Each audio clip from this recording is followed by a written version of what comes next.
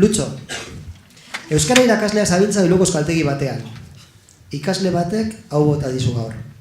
Nik euskara lan egiteko baino ez dut behar. Lanean eskatzen didatelako nau hemen. Lutxo, ze estrategia jorratuko duzu ikasturte honetan jarrera alda desan? Posiblea da aldatzea? Ba, bitu, hori gertatu zitzaidan. Bueno, uste dut hemen gauden hori, bai, guzti gertatu zaigu. Eta ikaslerik ez da honez, bado ikaslerik? Ez. Bueno, ni behin tokatu zitzaidan ikasle kabroi bat. Baina benetan kabroia. Osea, klasea etortzen zan, ni isorratzen. Bai. Eta gainea oso sinestuta bizi zan, funtzionarioa, bea, eta perfil bat atea barzun. Nik uste dute, hau oso ezaguna ingo zaizue, hau unibertsala da. Eta sinestuta etortzen zen klasea, euskara, eta euskara ikasi beharra, bere bizitza isorratzena izala. Eta horrek neuronak hiltzen zizkiola. Hori be Karmeloren liburuan agertzen da, ez da, ba, holako emozio txarrak dazkagunean, neuronak azkarrago hiltzen zizkigu. Eta orduan, klaro, kaka hori guztia, niri, bueno, ni berdin ditze, azken batean, niri ordaintzen ziaten, ez asko, baina ordaintzen ziaten. Baina klasekidei ere transmititzen zian, eta hori nik ezin nuen aguantatu. Eta orduan, bueno, pues, nik liseritu, baina hori ez, ezta?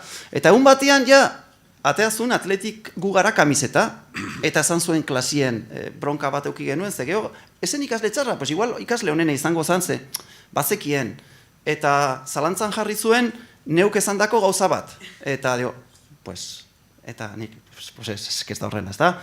Eta, bueno, hasi zen eztabaida bat, eta esan zuen, ni Badajozekua naiz. Eta nik esan nion, ni Santanderrekua. Eta zerretu zen, eta bajatu zen bulegora. Arantzagoiko, Pauli, ez dakit nortzuk egon ziren.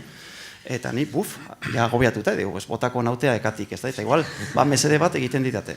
Eta, ez, baina bai lortu nuen ikasleura, nolabait, positibatzea, eta, bueno, hori izan zen, alako, katarsi bat, nolabait ezateko, eta gero ja asko zerrezago izan zen danaz, da? Eta nik nolabait, bai erakutsi nion, loreak esan duna lehen, ez da? Berak izan altzula nahi zuena, baina baita euskarari dagokionez ere, ez da?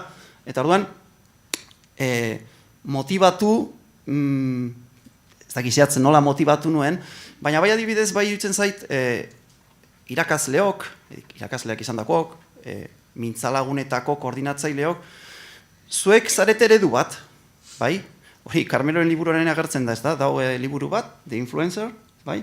Eta horre esaten da, hitzaldiok ez dute zertarako balio, azkenian balio du eredua, ez da? Eta, orduan, nik uste dut eredu egokia izaten jakinuela eta banekiela klasean, beti, baina umore honez, eta jarrera ona, eta, bueno, ondo motibatzen dituen ikasleak, eta ura ere motibatu nuen, eta, ez dakit ja lusatu nahi zen.